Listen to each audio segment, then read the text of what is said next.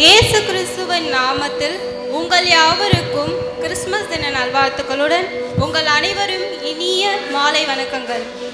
December வந்தாலே கிறிஸ்துவர்கள் மட்டுமல்லாமல் உலகமே சந்தோஷப்படும் மாதமாகவே இருக்கிறது. ஏனென்றால் இயேசு கிறிஸ்துவின் பிறப்பை கொண்டாடுவதற்கு நாம் மாத்திரமல்ல, உலகமே சந்தோஷத்துடன் ஆங்காங்கே கூடியிருக்கிறார்கள். பாவிகளை ரட்சிக்கவும் பாவத்தில் இருக்கின்ற ஜனங்களை மீட்கும்படியாக இயேசு கிறிஸ்து உலகில் ஜன்மித்தார். இத்தருணத்தில் நாம் உலகத்தின் மீட்பராம் இயேசுவின் பிறந்த நாளை மகிழ்ச்சியோடு கொண்டாடவும் கர்த்தருக்கு பிரியமான வாழ்க்கையை வாழவும் நம்மை அர்ப்பணிப்போம். வாருங்கள், அனைவரும் கிறிஸ்துவின் பிறப்பை கொண்டாடி மகிழ்வோம். இந்நிகழ்ச்சியின் தொடக்கமாக ஆண்டவரிடம் பேசக்கூடிய தெய்வீக வழியான ஜெபத்துடன் துவங்கி வைக்க என் சபையின் சகோதரர் டேவிட் அவர்களை அழைக்கிறோம். இந்த நல்ல நாளிலும் கூட இந்த மாலை வேளையில் இங்கே வந்திருக்கிறவங்க ஒவ்வொருவருக்கும் ஏஎஃப்டி சபையின் சார்பாக என்னுடைய வாழ்த்துக்கள். விசேஷமாக நம் மத்தியில் வந்திருக்கும் பாஸ்டர் எஸ்ரா வெங்கடேஷ் அவர்களையும் நாம் கரங்களை தட்டி வரவேற்கலாம். நல்ல தேவன் நன்மைகளை செய்கிறவர் நம்மோடு இருக்கிறார். இந்த நல்ல நாளில் கூட நாம் ஜெபத்தோடு இந்த விழாவை ஆரம்பிக்கலாம். நம் கண்களை மூடி ஜெபிக்கலாம். நல்ல தேவனே, உம்முடைய கிருபைகளுக்காக நன்றி ஆண்டவரே. வார்த்தை மாம்சமாக பூமியில் இறங்கி வந்ததுக்காக நன்றி. நீர் வந்ததுனால் எங்கள் வாழ்க்கை மாறி இருக்கிறதுக்காக நன்றி ஆண்டவரே. அப்பா, உம்முடைய கிறிஸ்து பிறப்பின் இந்த கொண்டாட்டத்தின் இந்த நல்ல நாளுக்காக நன்றி ஆண்டவரே. இந்த நாளை நீர் எங்களுக்கு ஏற்படுத்தி கொடுத்ததுக்காக நன்றி நன்றி நன்றி ஆண்டவரே. அப்பா, இந்த நாளில் நடக்கிற ஒவ்வொரு காரியங்களும் உம்முடைய கரத்தில் ஒப்பு கொடுக்கிறோம். தேவரீர் அதை நல்லபடியாக நடத்தி முடிக்கக்கூடிய கிருபை கொடுத்திருக்கிறதுக்காக நன்றி.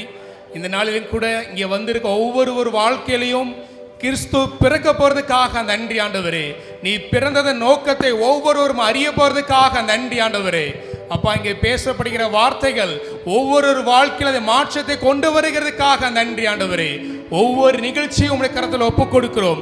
தேவர் நீர் பாதுகாத்து நடத்துங்க. ஆரம்பம் முதல் முடிவு வரை பரிசுத்த ஆவியானவர் உம்முடைய அசைவாதல் இருக்கிறதுக்காக நன்றி. இயேசு கிறிஸ்துவின் நாமத்தில் ஜெபிக்கிறோம் நல்ல பிதாவே, ஆமென். ஆசை மிகுந்த ஜெபத்திற்காக டேவிட் அவர்களுக்கு நன்றி. இருளில் இருக்கும் ஜனங்கள் பெரிய வெளிச்சத்தை கண்டார்கள். மரண இருளில் திசையில் இருக்கிறவர்களுக்கு வெளிச்சம் உதித்தது என்ற வார்த்தையின்படி வானில் பிரகாச ஒளியாய் உதித்த பாலகன் இயேசுவை போற்றி வரவேற்க என் சபையின் சகோதரி ஆர் நான்சி அவர்களை அன்போடு அழைக்கிறோம். ஆண்டவராகிய இயேசுவின் நாமத்தினால நாங்கள் வாழ்த்தி வரவேற்கிறோம். நாம் வெற்றியுள்ள வாழ்க்கை வாழும்படிக்கு நம்மளை அழைத்து முன்குறித்து தெரிந்தெடுத்த இந்த இடத்துல ஒன்று கூடி இருக்கும் ஆண்டவராகிய இயேசு கிறிஸ்துவுக்கு முதற்கண் எங்கள் வணக்கங்களை தெரிவித்துக் கொள்ளுகிறோம். இரவு வானை அழகு செய்யும் விண்மீன்கள் போல இக்கூட்டத்தை அழகு செய்து கொண்டிருக்கும் உங்கள் அனைவரையும் வரவேற்பதில் மிக்க மகிழ்ச்சி கொள்கிறேன். அன்பின் சேவையில் தேவ ஊழியத்தில் ராஜபாளையம் பட்டணத்தில் விசுவாசத்தோடும் வெற்றியோடும் செய்து கொண்டிருக்கும் எங்கள் பாஸ்டர் எஸ்ரா வெங்கடேஷ் அவர்களை வருக வருக என வரவேற்கிறேன். இலக்கை நோக்கி பறக்கும் பறவைகளுக்கு சிறகுகள் வலிப்பதில்லை என்றும் சிரித்த முகத்துடன் நம்மை வழிநடத்தி கொண்டிருக்கும் நம்ம சபையின் போதகர் பாஸ்டர் ராஜ்குமார் அவர்களே அன்போடு கூட வரவேற்கிறேன். எண்ணங்கள் தான் நம் வாழ்வை மாற்றும் வண்ணங்கள் என்பதை தேவ வார்த்தை மூலம் கற்றுக்கொண்டு நம்மில் உயர்ந்தவர் தாழ்ந்தவர் என்ற ஏற்றத்தாழ்வுகளை அகற்றி ஒரே குடும்பமாய் வாழ்ந்து கொண்டிருக்கும் நம் சபை மக்கள் ஒவ்வொருவரையும் ஆண்டவராகிய இயேசுவின் நாமத்தினால நான் வரவேற்கிறேன். துன்பத்தை தூர வைத்து இன்பத்தை இதயத்தில் வைத்து நம்பிக்கையை நெஞ்சத்தில் வைத்து இந்நிகழ்ச்சியை கண்டு கழித்து சிறப்பிக்க வந்திருக்கும் உங்கள் அனைவரையும் வருக வருகவென அன்போடு கூட வரவேற்கிறேன்.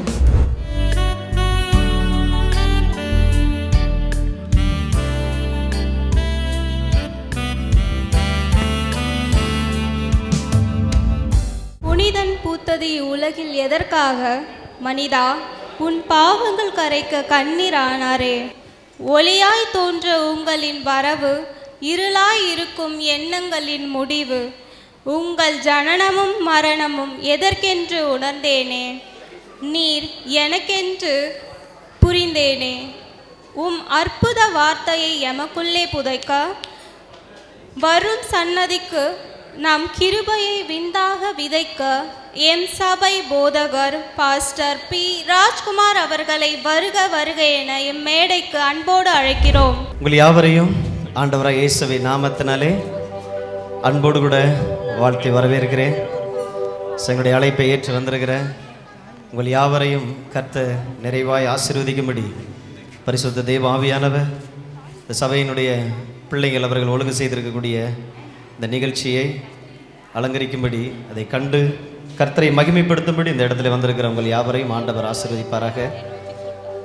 ஸோ இந்த நாளிலும் நம்ம மத்தியிலே அருமையான போதகர் ராஜபாளையத்திலே ஏஎஃப்டியினுடைய ஊழியராக இருந்து திறம்பட செய்து கொண்டிருக்கிற விசுவாசத்தையும் தேவனுடைய அன்பையும் கர்த்தர் நல்லவர் அப்படிங்கிற அந்த செய்தியை அந்த பகுதியில் உள்ள ஜனங்களுக்கு என்ன சொல்ல போனால் அவங்களுடைய ஆன்லைன் மூலமாய் உலகமெங்கும் அவருடைய செய்தியின் மூலமாய் பலனடைந்து கொண்டிருக்கக்கூடிய அநேக ஜனங்களுக்கு தேவன் அந்த மனிதனை பயன்படுத்தி கொண்டிருக்கிறார். இன்றைக்கி தனித்துவமாக இன்றைக்கி அவங்க வளர்ந்து நிற்கிறாங்க. ஸோ அந்த ஏஎஃப்டியில் போடப்பட்ட அந்த விதை ஒரு மரமாக இன்றைக்கி வளர்ந்து பலன் கொடுத்து கொண்டு இருக்கிறது.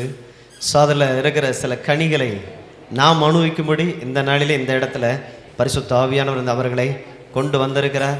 நம்ம எல்லோரும் கரங்களை தட்டி அந்த தெய்வ ஊழியரை நம்ம அன்போடு கூட நாம் வரவேற்போம்.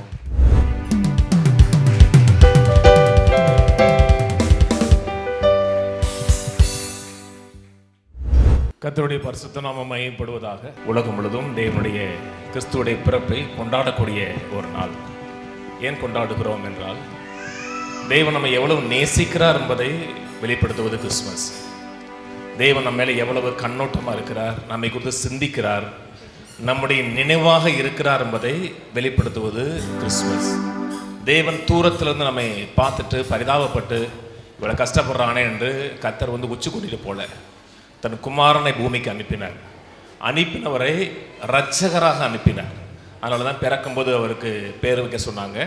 அவருக்கு இயேசு என்று பெயரிடுவாயாக. அவர் ஜனங்களின் பாவங்களை நீக்கி ரட்சிப்பார். ரட்சிக்கிறது மட்டுமல்ல, தூரத்திலிருந்து ஒரு ரட்சிக்கிற உதவி அனுப்புகிறவராக இல்லாமல் அவருக்கு இம்மானுவேல் என்று பெயரிடுவாயாகன்னு சொல்லப்பட்டிருக்கிறது. இம்மானுவேல் என்றால் தேவன் நம் கூட இருக்கிறார் என்ற அர்த்தமாம். யார் கூட இருக்கிறாங்க முக்கியம். சிலர் கூட இருப்பாங்க, அவங்க கூட இருக்கிறதுனால நமக்கு எந்த பிரயோஜனமும் கிடையாது. சில கூட இருப்பாங்க, அவங்களால லாபமும் கிடையாது, நஷ்டமும் கிடையாது. ஆனால் தேவன் நம்ம கூட இருக்கிறார் என்றால் சகல நன்மைகளையும் சகல ஆசீர்வாதங்களையும் நமக்கு கூட இருக்கக்கூடிய ஒரு பேங்கரா, ஒரு ஹீலரா, ஒரு சப்ளையராக கூட இருக்கிறார். அது அறியும் பொழுது மெய்யாகவே நாம் தேவனை கொண்டாடுவதற்கு, தேவன் மேலே இன்னும் நம்பிக்கையாக இருப்பதற்கு ஒரு பாக்கியமான நாளாக இந்த கிறிஸ்துமஸ் நாட்கள் இருக்கிறது. நான் கிறிஸ்துமஸை குறித்து நான் பேச போல, கிறிஸ்துமஸில் நடந்த ஒரு காரியங்கள் எவ்வாறு நம்முடைய வாழ்க்கை முழுவதும் பாதிக்கக்கூடியதாக இருக்கிறது இது குறித்து பேச விரும்புகிறேன். மரியாள் கர்ப்பமாகிறார்கள். ஒரு ஆணின் உதவி இல்லாமல் கற்பந்தரிக்கிறார்கள். ஒரு கன்னி கற்பந்தரித்து பிள்ளையை பெற்றான்னு சொல்லப்பட்டிருக்கிறது.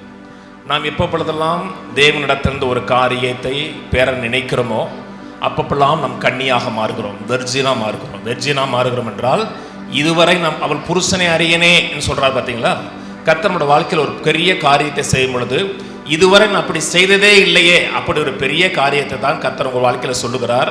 அந்த சொல்லுகிற காரியத்தை நாம்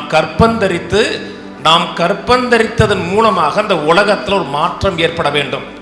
அப்படி வாழுகிறதா மெய்யான ஒரு கிறிஸ்துமஸ் வாழ்க்கை, ஒரு புது வருட ஒரு நிறைவான வாழ்க்கை. ஆணின் உதவி கிடையாது, வார்த்தை வருகிறது. வார்த்தையின்படியே எனக்கு ஆக கடவுதுங்கிறாங்க. எந்த மனிதனுடைய உதவியோ ஒத்தாசையோ உங்களுக்கு தேவையில்லை இந்த உலகத்தில் வெற்றி பெறுவதற்கு.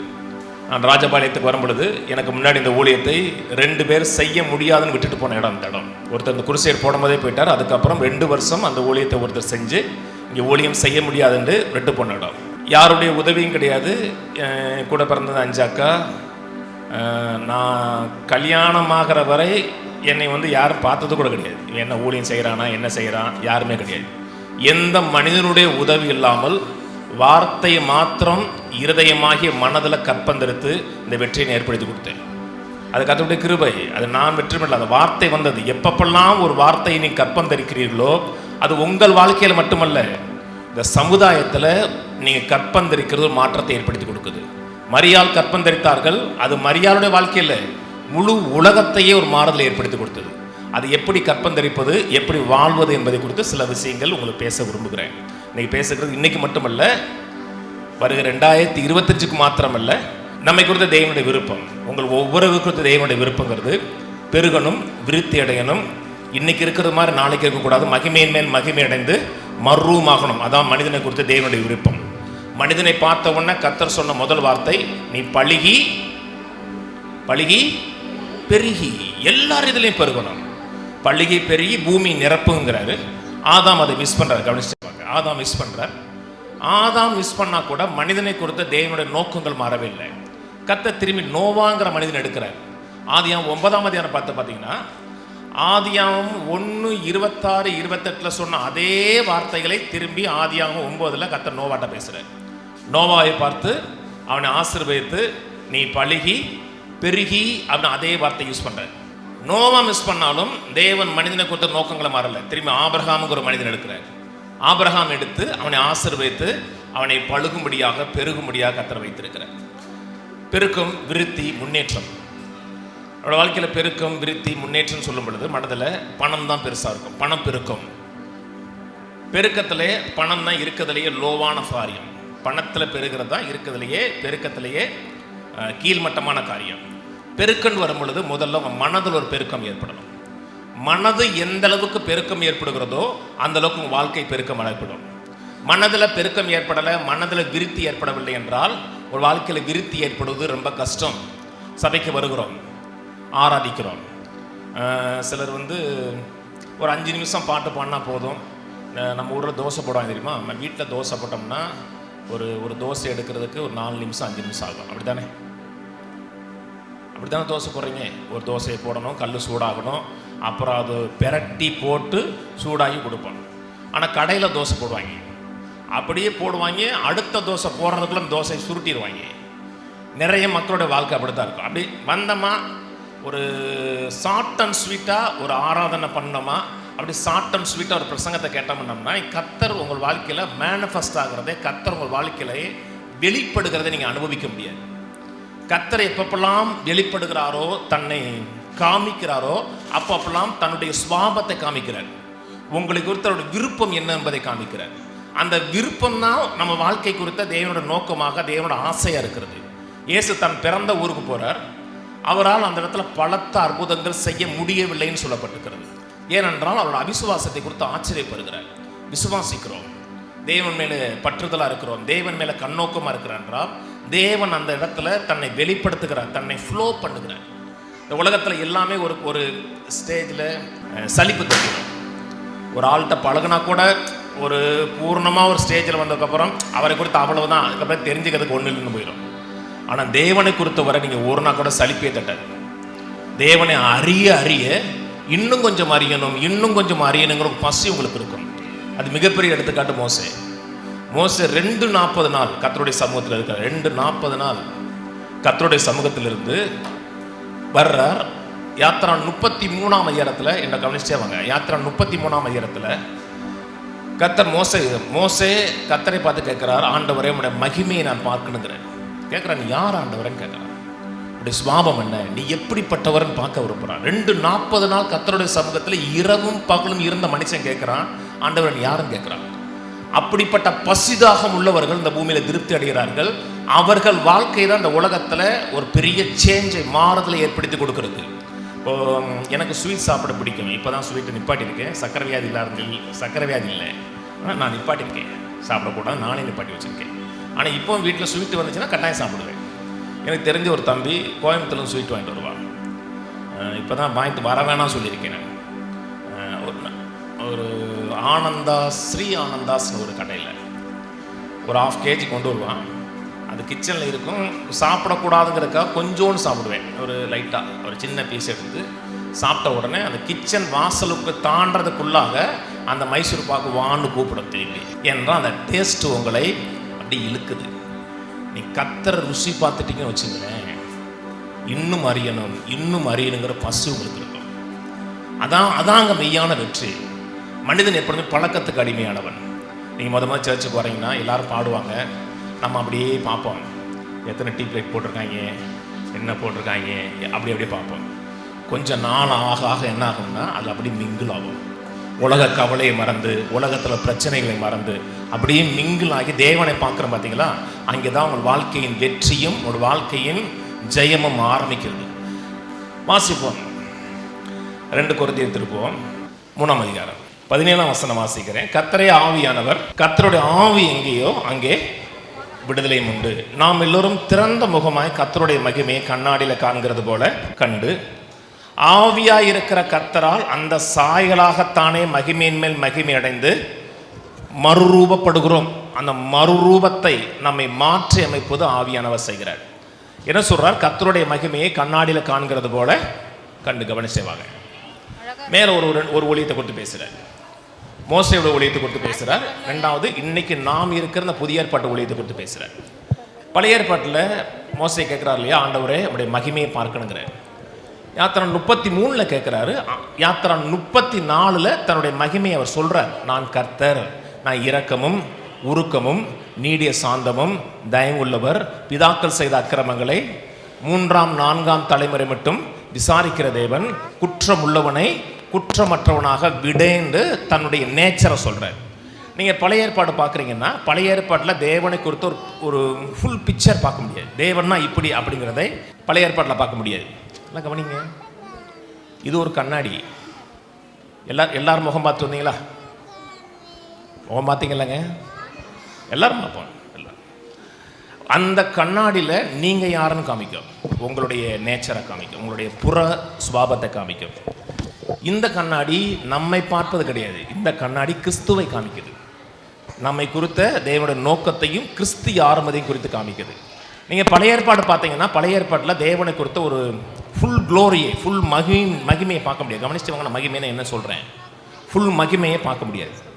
ஒரு சனிக்கிழமை ஜனங்கள் தேவாலயத்துக்கு வரல, ஒரே ஒரு சனிக்கிழமை ஒரு சின்ன ஒரு குடும்பம் வரல. உடனே அட்டண்டன்ஸ் எடுக்கும்போது அவங்க மிஸ் ஆகுறாங்க. உடனே மோசேட்ட கேட்குறாங்க, என்ன செய்யலான்ட்டு. எனக்கு ஒன்றும் தெரியல, அவங்க கட்டி வச்சுருக்குறாங்க. கத்தர்கிட்ட சொன்னோன்னா கத்தர் சொன்னார், கல்லறிஞ்சு கொலை சொல்லிட்டார். ஒரு ஞாயிற்றுக்கிழமை சர்ச்சுக்கு வரோன்னா கல்லறிஞ்சு கொன்னே போட்டாங்க. இதான் கத்தரா? அதான் கத்தரா? அதான் கத்தருடைய நேச்சரா? நீங்கள் பழைய ஏற்பாட்டை பார்க்கும்போது கத்தருடைய மகிமையை பார்க்க முடியாது. அதனால தான் ஒரு முக்காடு போட்டிருக்குன்னு இருக்கு. இன்றைக்கி நம்ம முக்காடு போடுறாங்க பார்த்தீங்களா. இப்போ எங்கள் சர்ச்சில் யாரையும் நான் முக்காடு போடுன்னு சொல்ல மாட்டேன், முக்காடு போடாதீங்கன்னு சொல்ல மாட்டேன். ஆனால் எல்லா சர்ச்சிலையும் முக்காடு போடுறாங்களான்னு கேட்டால் எனக்கு தெரிஞ்சு எந்த சர்ச்சிலையும் நான் முக்காடு போட்டு நான் பார்த்ததே கிடையாது. எந்த சர்ச்சிலையும் முக்காடுன்னா நீங்கள் இந்த கொண்டையில் போடுறீங்களா, அது முக்காடு கிடையாதுங்க. இந்த கொண்டையில் பாதி போடுவீங்க தெரியுமா, அது கிடையாது. அப்புறம் இந்த பங்கு ஒரு போடுறது அது முக்காடுன்னா, முஸ்லீம் பெண்கள் போடுறாங்க பார்த்தீங்களா, அதான் முக்காடு. டோட்டலாக மறைச்சு நீங்கள் யாருன்னே தெரியாத மாதிரி போடுறது தான் முக்காடு. பழைய ஏற்பாடை பார்க்கும் போதெல்லாம் ஒரு முக்காடு இருக்குது. அந்த முக்காடை பார்க்கும்போது தேவன் யாரும் தெரியாது. ஏன் என்னை கல்லறிஞ்சு கொல்ல சொல்கிறாரா? அது அந்த உடன்படிக்கை. அவங்க சொல்கிறாங்க, நாங்கள் மீறினோம்னா எங்களை கொல்லுங்கிறாங்க. ஓய்வு நாளை கடைப்பிடிக்க சொல்லுகிறது. மீறினதுனால கொல்லப்படுகிறார்கள். தேவன் கொல்லவில்லை என்றால் தேவன் தன் வார்த்தையை கை கொள்ள மாட்டார் என்று அர்த்தமாகிடும். அந்த உடன்படிக்கையில் தேவன் அப்படி தான் செயல்பட முடியும். ஏன்னா அது உடன்படிக்கை. அதை பார்த்து தேவனுடைய நேச்சரை பார்க்க முடியாது. இயேசு வந்தார். இயேசு தேவனுடைய ட்ரூ நேச்சரை காமிச்சார். என்னை கண்டவன் பிதாவுக்கு, தேவன் எப்படிப்பட்டவர்னு தன்னை காமிக்க வந்தார். அப்படி செய்வாங்க. இங்கே சொல்லப்பட்டிருக்கிறது, நாம் எல்லோரும் திறந்த முகமாய் கர்த்தருடைய மகிமை கண்ணாடியில் காண்கிறது போல கண்டு. கவனிங்க, எதை காண்கிறோமோ அந்த சாயலாக மாறுகிறோம். நான் சொன்னேன், பழைய ஏற்பாட்டு காலத்தில் மகிமைன்னு சொல்லும் பொழுது ஒருத்தரை குறித்த நேச்சர். புதிய ஏற்பாட்டில் மகிமைன்னு சொல்லும் பொழுது டோக்ஸா. டோக்ஸான்னா ஒருத்தரை குறித்த ஒருத்தருடைய ஒப்பீனியன். கர்த்தர் நல்லவர் சொல்கிறோம், அது கர்த்தருடைய மகிமை. கர்த்தர் நல்லவரா? எவ்வளவு நல்லவர்? அநியாயத்துக்கு நல்லவர். கர்த்தர் நல்லவர் கிடையாது, அநியாயத்துக்கு நல்லவர். அநியாயத்துக்குன்னா நல்லதை தவிர அவருக்கு ஒன்றுமே செய்ய முடியாது, அவ்வளோ தூரத்துக்கு நல்லவர். நல்லவர் யாருக்கு நல்லவர்? கர்த்தர் நல்லவருங்க. யாருக்கு நல்லவர்? எனக்கு நல்லவர். அவர் உங்களுக்கு நல்லவர். அவர் நல்லவர்னு சொல்லும் பொழுது அவர் நல்லவர் இல்லை, எனக்கு நல்லவர். கர்த்தர் சுகமாக்குறவர். யாரை சுகமாக்குறார்? என்ன சுகமாக்குறார்? கர்த்தருடைய ஒவ்வொரு சுபாவமும் என்னை குறித்து அவருடைய அபிப்பிராயமா இருக்கிறது. அந்த அபிப்பிராயத்தை நீங்க பார்க்க பார்க்க அந்த சாயலாகவே நீங்கள் மாற்றப்படுகிறீர்கள், மறுரூபமாக்கப்படுகிறீர்கள். தேவனுடைய ஒவ்வொரு நினைவுகளை பார்க்கும் பொழுது, ஒவ்வொரு எண்ணங்களை பார்க்கும்போது, சிந்தைகளை பார்க்கும் பொழுது நீங்கள் மாற்றப்படுகிறீர்கள், மறுரூமாக்கப்படுகிறீர்கள். பெருக்கம் பணத்தில் கையில் காசில் வராதுங்க. தேவனை பார்க்கிறோம், தேவனுடைய நேச்சரை பார்க்கிறோம். தேவனுடைய நேச்சரை பார்த்தோன்னா அந்த நேச்சராக மாற்றப்படுகிறோம். குடும்பத்தில் பெருக்கம், பொருளாதாரத்தில் பெருக்கம், கையின் பிரயாசத்தில் பெருக்கம், வெற்றி பெறுவது, சுகமடைவது எல்லாம் எப்படி ஆரம்பிக்குதுன்னா கர்த்தர் தன்னுடைய நேச்சரை காமிக்கிறார். எப்படி காமிக்கிறார்? எப்படி காமிக்கிறார்? இந்த வார்த்தையில் காமிக்கிறார். இந்த வார்த்தையை நீங்கள் பார்க்குறீங்க இல்லையா? வார்த்தையை பார்க்கும்போது வார்த்தையை வார்த்தையாக பார்க்கல, கவனிச்சுட்டே வாங்க. அந்த வார்த்தைக்குள்ள உங்களை பார்க்குறீங்க. எதை பார்க்கிறீர்களோ அந்த சாயலாக கொஞ்ச நாளாக மாற்றப்படுகிறோம். நீங்கள் மக்கள் சொல்கிறாங்க இல்லையா, எனக்கு பணம் இல்லை, உதவி இல்லை, எனக்கு தூக்கி வர்றதுக்கு ஆள் இல்லை, அதெல்லாம் தேவையில்லை. உங்களுக்கு தேவையானது ஒரு தரிசனம், ஒரு விஷன். அந்த தரிசனம் இருந்துச்சுன்னா பணத்தை கொண்டு வரும். நான் அடிக்கடி சொல்லுவேன், விஷன் இருந்துச்சுன்னா ப்ரொவிஷன் இருக்கும். ரொம்ப பேருக்கு ஏன் ப்ரொவிஷன் இல்லை என்றால் அவங்களுக்கு விஷன் கிடையாது. சரியான விஷன் இருக்குது, தரிசனம் இருக்குது என்றால் வர வேண்டிய பணம் இருக்கும், ஞானம் இருக்கும், வெற்றி இருக்கும். அதை ஆரம்பிக்கும் போதும் கையில் காசு இல்லாமல் இருக்கும். ஆனால் அதை முடிக்கும் போது உங்களுக்கு கையில் காசு இருக்கும், மிச்சமும் இருக்கும். ஏன்னா கர்த்தர் ஒரு காரியத்தை உங்களை சொல்கிறார், விசுவாசிக்க சொல்கிறார் என்றால் அது குறைவாக இருக்காது, நிறைவாக இருக்கும். நீதிமொழி திருப்பம், நீதிமொழி 29. தீர்க்க தரிசனம் இல்லாத இடத்துல ஜனங்கள் சீர்கட்டு போவார்கள், வேதத்தை காக்கிறவனோ பாக்கியவான். கபடிங்க. மரியாதை பார்த்து சொன்னாங்க, ஸ்திரீகளுக்குள் ஆசீர்வதிக்கப்பட்டவள் பாக்கியவான் சொன்னேன். நீ பாக்கியவதி, நீ ஸ்திரீகளுக்குள்ளே ஆசீர்வதிக்கப்பட்டவள். இங்கே சொல்லப்பட்டிருக்கிறது, தரிசனம் இல்லாத இடத்துல ஜனங்கள் கெட்டு போவார்கள், வேதத்தை காக்கிறவனோ பாக்கியவான். வேதத்தை காக்கிறவனா, இந்த வேதத்தை நீங்கள் பார்க்க வேண்டிய அவசியம் கிடையாது. வேதம் தன்னை காத்துக்கொள்ளும். இந்த வேத எழுத்துக்களை ஒருவன் தன் இருதயத்தில் வைத்து வேற எந்த சிந்தனையும் தனக்குள்ளே வராதபடிக்கு அதை காத்து கொள்ளுகிறவன் பாக்கியவான். மரியாள்கிட்ட விஷன் வந்தது. விஷன் வந்தவன கர்த்தர் சொன்ன முதல் காரியம், உன்னுடைய இனத்தாளாகிய எலிசபெத்துக்கு போ.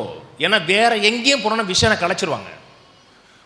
ஒரு விஷன் வருவதற்கு ரெண்டு காரியம், ஒன்று ஆவியானவரோட உதவி, ரெண்டாவது யாரோட பழகிறோம்.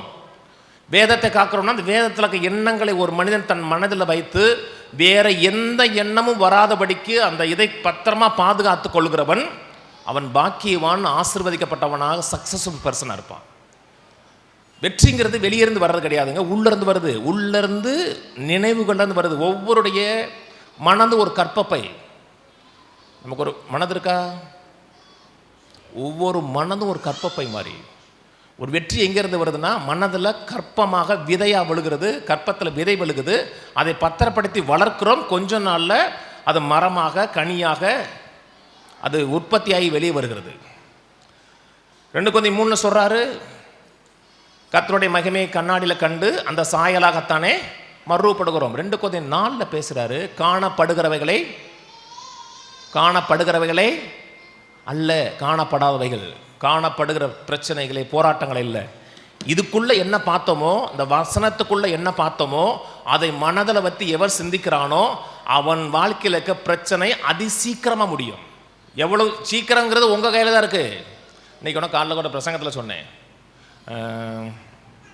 ஒரு ஆள்கிட்ட ஒரு அட்ரஸ் கேட்பார். ஒருத்தர் அட்ரஸ் கேட்கும்போது இது இந்த எவ்வளோ தூரத்தில் போகலான்னு கேட்பார். அவர் கேட்கும்போது அவர் சொல்லுவார், எனக்கு தெரியாது பாரு. அவர் நடந்து போனவொன்னே கூப்பிட்டு 15 minutesல போகலாம் பாரு. அவர் முதல்ல ஏன் சொல்லலைன்னு கேட்டவொன்னா, நீங்கள் எவ்வளோ ஸ்பீடாக நடப்பேன் எனக்கு தெரியாதுல்லன்னாரு. அவர் நடக்கிற ஸ்பீடை பார்த்து சொல்லுவார், 15 minutesல போயிடலாம் பாரு. நீங்கள் எந்த அளவுக்கு விஷனை உள்ளே வச்சு அதை பார்க்குறீங்களோ அவ்வளோ தூரம் சீக்கிரமாக உங்கள் டெஸ்டினி ரீச் பண்ணலாம். உலகத்திலே ரொம்ப பரிதாபமான ஆட்கள், இந்த அம்மா பேர் உங்களுக்கு தெரியும், ஹெலன் கெல்லர் தெரியுமா உங்களுக்கு? அந்த அந்த பிரெயில் லெட்டர்ஸை கண்டுபிடிச்சவங்க தெரியாதா? அந்த கண்ணு தெரியாதவங்க அந்த தடவி பார்ப்பாங்களா, அந்த அம்மாவே கண்ணு தெரியாத அம்மா தான். அந்த அம்மா தான் முதல்ல கண்ணு தெரியாதவங்கள டிகிரி முடித்தவங்க. ஹெலன் கெல்லர்கிட்ட ஒரு கேள்வி கேட்டாங்க. உலகத்திலேயே மிகவும் பரிதாபமான நிலை என்னன்னு கேட்டாங்க. கண்ணிருந்தும் பார்க்க தெரியாதவன்னா உலகத்திலே மிகவும் பரிதாபமான நிலையினர். கண்கள் இருக்கு, ஆனால் அவங்க வாழ்க்கை குறித்த எந்த விஷனோ தரிசனமோ எதுவுமே கிடையாது. அதான் இருக்கிறதுலையே மிக மிக பரிதாபமான நிலை. இறைமையாட்ட கர்த்தர் கேட்குறாரு, என்னத்தை பார்க்குறான்னு கேட்குறாரு. உங்கள்கிட்ட வந்து என்னத்தை பார்க்குறங்கிட்ட என்ன சொல்லுவீங்க? என்ன சொல்லுவீங்க? ஒன்றும் பார்க்கலாமாங்க. அவன் சொல்கிறான், பூத்திருக்கிற வாதுமை மரங்களை பார்க்கிறேன், நான் என் வார்த்தையை தீவிரமாக நிறைவேற்றுள்ளார். நீங்கள் எதை பார்க்கிறீர்களோ அந்த வார்த்தையை கர்த்தர் உங்கள் வாழ்க்கையில் தீவிரமாக நிறைவேற்றுவார். புது வருஷத்தில் வாக்குத்தத்தத்தை பெறுறது அட்டை வச்சுட்டு போகிறதில்ல. அதை பார்க்கிறீர்கள், அதை சிந்திக்கிறீர்கள், அதை உள்ளத்தில் வச்சு காத்துக்கொள்கிறீர்கள் என்றால் எதை பார்க்கிறீர்களோ அது உங்கள் வாழ்க்கையில் சீக்கிரமாக வர ஆரம்பிக்கும். உங்களுக்கு புரியுற மாதிரி சொல்கிறேன். அமெரிக்காவில் ஒரு ஒயிட் இன தம்பதியா, வீட்டுக்காரரும் வெள்ளைக்காரரு, மனைவியும் வெள்ளைக்காரம்மா. ஆனால் பிறந்த பிள்ளை நீக்கிறோம். பிறந்த பிள்ளை நீக்கிறோன்னா சுருட்ட முடி, கருப்பு உருவம். அவன் மனைவியை சந்தேகப்பட்டான். ஏன்னா இவங்க 2 பேருமே ஒயிட் பீப்புள், பிறந்த பிள்ளை நீக்கிற பிள்ளை. மனைவியை சந்தேகப்பட்டோன்னா டிஎன்ஏ செக் பண்ணுறாங்க. டிஎன்ஏல இவனுடைய டிஎன்ஏ வந்துட்டு அதுக்குள்ளே பிள்ளைக்குள்ளே இருக்குது. ஆனால் பிறந்த பிள்ளை நீக்கிற பிள்ளை. அப்போது உங்களுக்கு எல்லாரும் இன்வெஸ்டிகேஷன் பண்ணுறாங்க என்ன தான் நடக்குதுன்னு. அப்போ அவங்களோட பெட்ரூமில் ஒரு நீக்கிற ஆள் உருவன வாளோடு நின்றுருக்கான். அவங்க ஒவ்வொரு நாளும் அந்த அம்மா அதை பார்த்துருக்கு. எதை பார்த்துச்சோ உள்ள கற்பம் தெரிஞ்சிருச்சு. சுகமாகிறத பாருங்கள், வெற்றி பெறுகிறத பாருங்கள், நிறைவாக வாழுகிறத பாருங்கள். நீங்கள் எதை பார்க்கிறீர்களோ அது உங்கள் வாழ்க்கையின் பங்காக மாற ஆரம்பிக்கும். அமெரிக்காவில் முதல்ல நில உளவை கொடியை நாட்டினாங்க தெரியுமா? அது ஜான் எஃப் கென்னடி காலத்தில் அந்த உள்ளே போகும் பொழுது விண்வெளியில் கொடியை நாட்டுறது மாதிரி ஒரு படத்தை வெளியே வரைஞ்சி தொங்க விட்டாங்க. உள்ளே போகும்போதெல்லாம் அந்த படத்தை பார்த்தாங்க. எந்த படத்தை பார்த்தார்களோ அதை கொஞ்ச நாளில் தங்கள் வாழ்க்கையில் கண்ணில் காண ஆரம்பித்தாங்க. மக்களுக்கு இன்றைக்கி நல்லா கவனிங்க, பைபிள் சொல்லுது இல்லையா, விசுவாசம் கேள்வியினால் வரும், கேள்வி சொல்லுங்கள், விசுவாசம் கேள்வியினால் வரும், கேள்வி வசனத்தை கேட்கறனால வரும். நீங்கள் நான் சொல்கிறத கரெக்டாக பதில் சொல்லிட்டீங்கன்னா உங்களுக்கு 100 ரூபா இப்போவே தர்றேன். இப்போவே தந்துடுறேன்.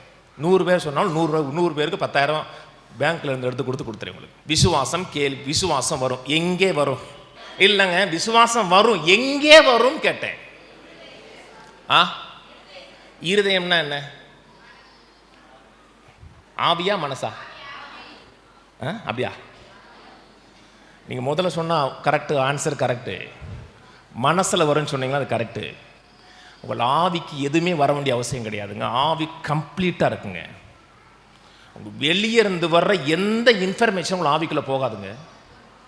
நீங்கள் காது வழியாக கேட்குறது, கண்ணு வழியாக கேட்குறது எதுவுமே உங்கள் ஆவிக்குள்ளே போகாது. ஆவி கம்ப்ளீட்டாக இருக்கிறது, பூர்ணமாக இருக்கிறது. ஆவியிலேருந்து வெளியே வரும், வெளியே இருந்து எதுவுமே ஆவிக்குள்ளே போகாது. ஆவிக்குள்ள விசுவாசம் இருக்கா கேட்கணுமா? இருக்கு, கேட்க. ஆவிக்கு எல்லாம் தெரியும். எதுக்கு தெரியாது? உங்கள் மனசுக்கு தெரியாது. நான் சொல்கிறது புரியுதாங்க? நீங்கள் கேட்க கேட்க மனசில் வருது, விசுவாசம் வருது. விசுவாசம் எப்படி வருது? படமாக வருது. நான் சொல்கிறது விசுவாசங்கிறது மனதில் வருது. என்ன வருது?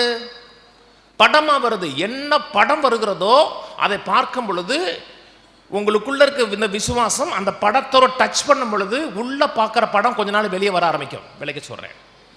சங்கீதத்தில் வசனம் சொல்கிறேன். சங்கீதம் 89:19 தமிழில் சொல்லப்பட்டிருக்கும், நீ உன்னுடைய பக்தனுக்கு தரிசனமாகின்னு இருக்கும்.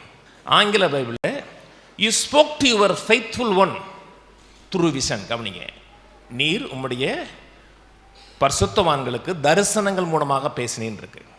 இந்த வேத புத்தகத்தை எழுதுனாங்க இல்லையா, எழுதும் போது கர்த்தர் எழுதி கொடுத்தாரா, படமாக பார்த்தாங்களா? இல்லைங்க, இந்த புத்தகத்தை முத எழுதுனாங்க இல்லையா, எழுதும் போது கர்த்தரே எழுதி கொடுத்தாரா, அவங்க மனதில் படங்களாக பார்த்தாங்களா? படங்களா, விஷனாக பார்த்தாங்க. ஏசியா 53 சிலுவை பாடுகளை விஷனாக பார்த்தார். எதை பார்த்தாரோ அதை எழுதினார். நான் புரியுதுங்களா? திரும்பி நீங்கள் பைபிளை படிக்கணும், திரும்பி டீகோட் பண்ணணும். அதை எழுதுறதை படமாக திரும்பி பார்க்கணும். சொன்னது புரியுதா? எப்படி முதல்ல பைபிள் எழுதினாங்க? படத்தை லெட்டர் ஃபார்மில் எழுதினாங்க. திரும்பி பைபிள் படிக்கும்போது லெட்டர் ஃபார்மில் இருக்கிறதை பட வடிவில் பார்த்துட்டிங்கன்னா உங்களுக்கு பைபிள் புரிஞ்சிருக்குன்னு அர்த்தம். இப்போ தான் மக்கள் நாடகத்தை டிவியில் பார்க்குறாங்க. ஒரு காலத்தில் ரேடியோவில் நாடகம் கேட்பேன், தெரியுமா? கேட்டிருக்கீங்களா? எங்கள் வீட்டில் அந்த காலத்தில் எங்கள் அப்பா அம்மா கேட்பாங்க. நான் அதை நீங்கள் கேட்கும் போதே உங்களுக்கு மனதில் ஒரு படம் வருமா வராதா? வரும். இப்போ ஒருத்தர் நான் சொல்கிறேன், ஒரு பெரிய ஆலமரம், உங்கள் மனசில் என்ன வருது? அதில் 2 காக்கா உட்காந்துருக்கு. அந்த 2 காக்கா உட்காரும்போது ஒரு தென்றல் காற்று அடிக்குது. இப்போ நம்ம முதல்ல வருதா? ஒருத்தர் ப்ளூ கலர் ஷர்ட்டும் மஞ்சள் கலர் பேண்ட்டும் போட்டிருக்காரு. என்ன வருதா? வருதா? அப்படின்னா நான் சொல்கிறது உங்களுக்கு விளங்குதுன்னு அர்த்தம். பைபிள் படிக்கும் போதும் நீங்கள் என்ன படிக்கிறீர்களோ அது எழுத்து வடிவாக இல்லாமல் பட வடிவில் உங்கள் மனதுக்குள்ள வந்துச்சுன்னா விசுவாசம் வந்துருச்சுன்னு அர்த்தம். வெறும் எழுத்து வடிவில் மட்டும்தான் இருக்கிறது. என் தேவன் தம்முடைய மகிமையின் ஐஸ்வரியத்தின்படி குறையெல்லாம் கிறிஸ்தேசர்கள் நிறைவாக்குவார். பிலிப்பியர் 4:19 மட்டும்தான் இருக்குன்னா ஒன்றும் வராதுங்க. ஏன்னா எழுத்து வடிவாக மட்டும்தான் இருக்கிறது. எழுத்து வடிவமாக இருக்கிறது பட வடிவமாக மாறணும். அதை நீங்கள் பார்க்க ஆரம்பிக்கிறீங்க. அதுக்குள்ள உங்கள் வாழ்க்கையை காண ஆரம்பிக்கும் பொழுது உங்கள் வாழ்க்கையில் சகல தேவைகளும் சந்திக்கப்பட்டு நிறைவாக இருக்கிறத பார்ப்பீங்க. தியானம் சொல்கிறோம் இல்லையா? மெடிடேஷன் என்ன? நீங்கள் எல்லாம் தியானம் பண்ணியிருக்கீங்களா? நீங்கள் எல்லாம் தியானம் பண்ணியிருக்கீங்களான்னு கேட்டேன். பண்ணது இல்லையா? ஏன் தியானம்னா ஒரு இடத்துல உட்காந்து அது இல்லைங்க. ஒரு பிரச்சனையை மனதில் வச்சுக்கிட்டு உங்களுக்குள்ளே திட்டலையா, அவ கடக்கா பைத்தியக்காரி அப்படி நீங்கள் பேசல, தனியாக பேசுனீங்கல்ல, அப்போ பேசும்போதெல்லாம் மனதில் அவள் அப்படியே வந்தாளா? அதான் ராங் மெடிடேஷன். பாசிட்டிவ் மெடிடேஷன் நீங்கள் எப்படி இருக்கிறீர்களோ அதை பார்த்து உட்காந்து பேசுறது. துவைக்கும் போது பாருங்க, கார் ஓட்டும் போது பாருங்க, எது உங்கள் வாழ்க்கையில் நடக்கணுமோ அதை பார்க்கும் பொழுது அது நீங்கள் அதுவாக மாற ஆரம்பிக்கிறீங்க. இல்லாட்டா மரியாதை சொல்கிறாங்க இல்லையா, ஒரு இதோ நீ கர்ப்பவதியாகி ஒரு குமாரனை பெறுவாள் இருக்கு இல்லையா, அந்த வார்த்தையை அப்படியே கருத்தரிச்சாங்க. மரியாள் எதை கருத்தரித்தார்களோ உலகத்துக்கு மாற்றம். நீங்கள் வசனத்தை எப்பப்பெல்லாம் கருத்திருக்கிறீர்களோ உலகத்தில் உங்கள் மூலமாக ஒரு சேஞ்ச் உண்டாகும். நான் சும்மா பிறந்து வாழ்ந்து இந்த உலகத்தில் வெற்றிடத்தில் நான் ஒரு ஆள் இருக்கா இல்லை, இந்த உலகத்தில் நான் பிறந்து நான் பரலோகம் போகும்பொழுது இந்த என் பிறப்பு நிமித்த உலகத்தில் ஏதோ ஒரு மாற்றம் ஏற்பட்டிருக்கணும். உங்களுக்கு ஆசை இல்லையா? 100 வருஷமோ 120 வருஷமோ வாழ்ந்ததுக்கப்புறம் அப்பாடா போயிட்டாண்டா அப்படி சொல்லக்கூடாது. நீங்கள் போகிறத நினச்சி உலகம் அழணும், நீங்கள் சிரிக்கணும். ஜெயிச்சிட்டோம்டா, வாழ்ந்துட்டோம்டான்னு போகணும். அதான் கிறிஸ்தவ வாழ்க்கை. மத்தை திருப்போம். கர்த்தர் எப்பொழுதுமே பேசுகிறார், அப்புறம் அதை பார்க்க வைக்கிறார். தேவன் ஆதியில் பார்த்தார், அப்புறம் பேசினார், அப்புறம் பேசினதை திரும்பி பார்த்தார். மத்தேயு 13:12 வசனம். அவர்கள் கண்டும் உள்ளவன் எவனோ அவனுக்கு கொடுக்கப்படும், பரிபூர்ணம் அடைவான். இல்லாதவன் எவனோ அவனிடத்தில் உள்ளதும் எடுத்துக்கொள்ளப்படும். அவர்கள் கண்டும் காணாதவர்களாகவும் கேட்டும் கேளாதவர்களாகவும் உணர்ந்து கொள்ளாதவர்களாகவும் இருக்கிறபடினால் நான் ஓமையாக அவர்களுக்கு சொன்னேன். 3 காரியம் பேசுகிறார். காண்கிறார்கள், கேட்கிறார்கள், உணர்ந்து கொள்கிறார்கள். முதல்ல கேட்குறோம், அப்புறம் காண்கிறோம், அப்புறம் அதை உணர்ந்து கொள்கிறோம், பெர்சீவ் பண்ணுறோம். அப்படி அதை பார்க்குறோம், கேட்குறோம், உணர்ந்து கொள்கிறோம்னா சுகம் உண்டாயிரும். சுகம்ங்கிறதோட தழும்புகளான் சுகமானங்கிறதுனால சுகம் ஆகாதுங்க. சிலுவையில் அவர் அடிக்கப்பட்டதை பார்க்குறீங்க, உங்கள் வியாதிகள் அவர் மேலே சுமத்தப்பட்டதை பார்க்குறீங்க, உங்களுடைய வியாதியினால் அவர் வியாதியானதை பார்க்கிறீர்கள், சுகமாகறீங்க. ரொம்ப நாளைக்கு முன்னாடி பேஷன் ஆஃப் த கிரைஸ்ட்னு ஒரு படம் வந்துச்சு தெரியுமா? அந்த படத்தை சினிமா தேட்டரில் பார்த்த பலர் சுகமானாங்க தெரியுமா?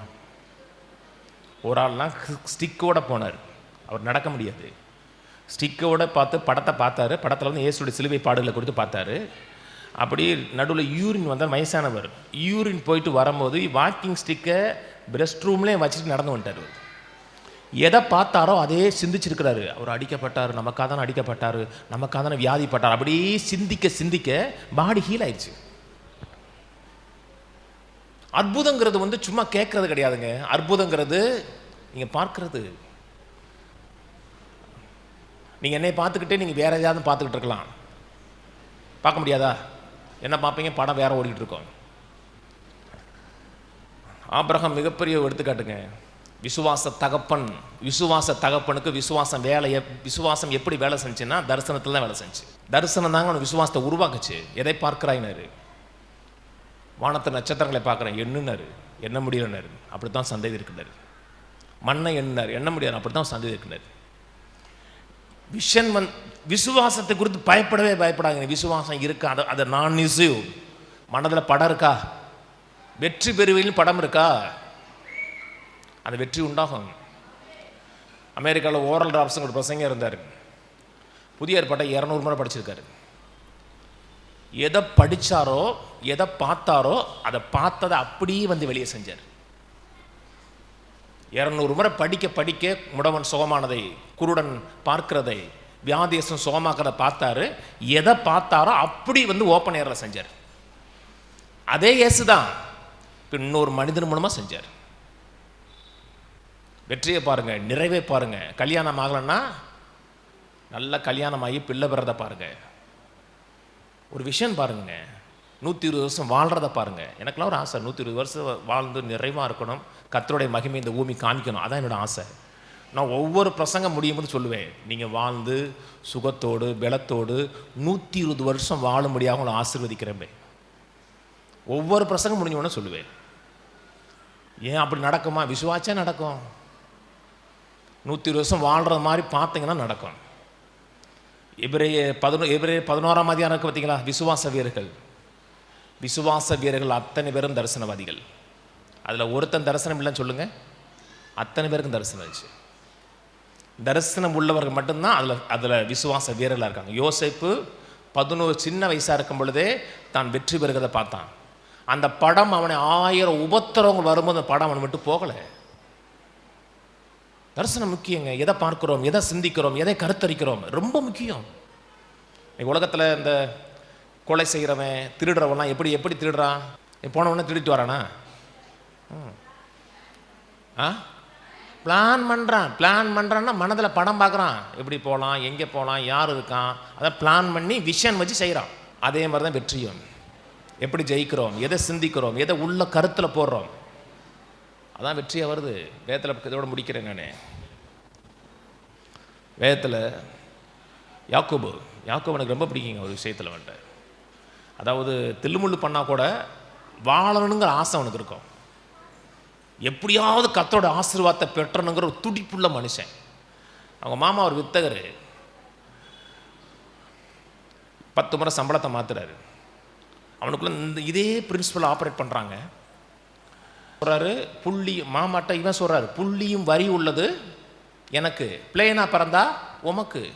அவங்க மாமனார் 3 நாள் பிரயாணம் பண்ணால் எவ்வளோ தூரம் ஆகுமோ அவ்வளோ தூரத்துக்கு புள்ளியும் வரி உள்ள கிடாக்குட்டியெல்லாம் கடத்தி வச்சுருவார். இங்கேருந்து 3 நாள் போனோம்னா மதுரை எழுதி போயிட முடியாது. ஒரு பொடி நடையாக நடந்தால் 3 நாளில் மதுரை போக முடியாதாங்க? அட்லீஸ்ட் கோயில்பட்டியாச்சும் போக மாட்டீங்களா? அவ்வளோ தூரத்தில் அது புள்ளியும் வரி உள்ள கிடாக்குட்டியெல்லாம் அங்கே போயிடுச்சு. இருக்கிற கிடாக்குட்டியெல்லாம் பிளேன் கிடாக்குட்டி ஆட்டுக்குட்டியோட பொழிஞ்சிச்சுன்னா பிறக்கிற குட்டி பிளேனாக தான் பிறக்கும். ஆனால் இவன் தெளிவான ஆள். அந்த நல்ல கொளுத்து ஆடு வரும் பொழுது அந்த ஆடு தண்ணி குடிக்கும் போது ஒரு கட்டையில் கோடு போடுவான். கோடு போட்டு அதை தண்ணி குடிக்க வைப்பான். ஆடுக்கு தரிசனம் பார்க்கலாங்க, இவன் தரிசனம் பார்த்தாங்க. ஆண்டவர் அப்படியே சொல்லுவார், ஆடுகள் பொழியும் பொழுது கர்த்தர் என் தரிசனத்தை சொன்னதை நான் பார்த்தேமா. நீங்கள் ஆட்டுக்குட்டிக்கு முன்னாடி கோடு கோடாக போட்டு பாருங்க, என்ன வையும்? அதே சேர்ந்து தின்னுட்டு போயிடுறது. உங்கள் விஷயம் வைங்க. நீங்கள் எதை வைக்கிறீங்களோ அதை பார்ப்பீங்க. சுகத்தை கொடுத்து நீதிமன்ற நாளில் சொல்கிறார், என் மகனே வார்த்தைகளை கவனின்னா அதே சிந்தி இருதயத்தில் வச்சு காத்துக்க. அப்பொழுது அதிலிருந்து ஜீவ ஊற்று பெறப்படும் இருக்கு. அந்த ஜீவ ஊற்றுங்கிற வார்த்தை தான் எல்லைகள் உருவாகுன்னு இருக்கு. தமிழில் இங்கிலீஷில் இஷ்யூஷன் இருக்கும், ஒரிஜினலில் பார்டர்ஸ் உருவாகுன்னு இருக்கு. நீங்கள் எவ்வளோ தூரம் போக போகிறீர்கள், உங்கள் எல்லை எங்கிறது தீர்மானிக்கிறது என்னதுன்னா நீங்கள் எதை பார்க்கிறீர்கள். ஆபிரகாம்கிட்ட சொன்னாருங்க, நீ பார்க்குற திசையெல்லாம் உனக்கு தர்றேன்னாரு. எவ்வளோ தூரம் பார்க்க முடியும் இங்கேருந்து? நீங்கள் பார்த்தீங்கன்னா இப்போ நான் இங்கேருந்து பார்த்தா எவ்வளோ தெரியும்? அந்த ரிசப்ஷனில் ஒருத்தர் இருக்கிறாரா? இருக்கிறார். எனக்கு மறைக்குது. எனக்கு பைபிள் காலேஜில் ஒருத்தர் தமிழ் டிரான்ஸ்லேட்டர் இருந்தார். அவர் ஆண்ட்ரூ என்கிட்ட க்ளோஸாக இருப்பார். கிட்டத்தட்ட எல்லா டீச்சர்ஸும் என்கிட்ட கொஞ்சம் க்ளோஸாக தான் பழகுவோம். ஒரு பையன் வந்து கொடைக்கானல் ஒருத்தன் படித்தான். அவனை ஆண்ட்ரூ திட்டார்.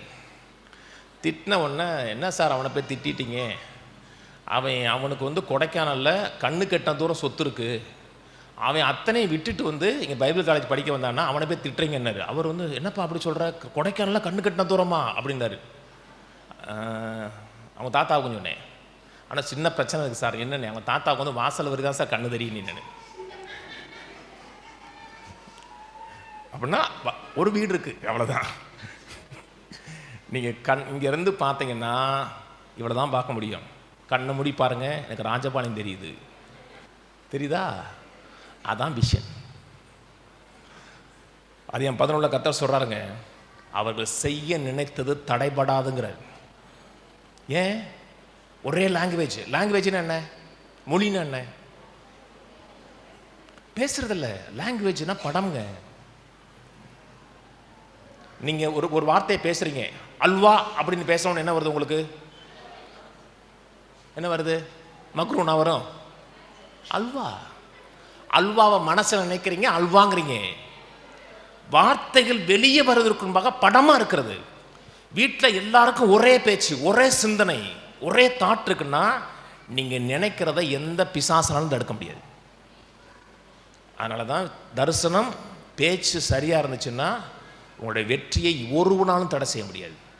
யாருக்கும் உதவி தேவையில்லைங்க. இந்த பிள்ளைகளை குறித்து கர்சனை ஆணுக்கா பெண்ணுக்கான்னு கேட்டோம்னா பெண்ணுக்கு தான் கர்சனை கூட. நான் ஒரு ஆண் தான்.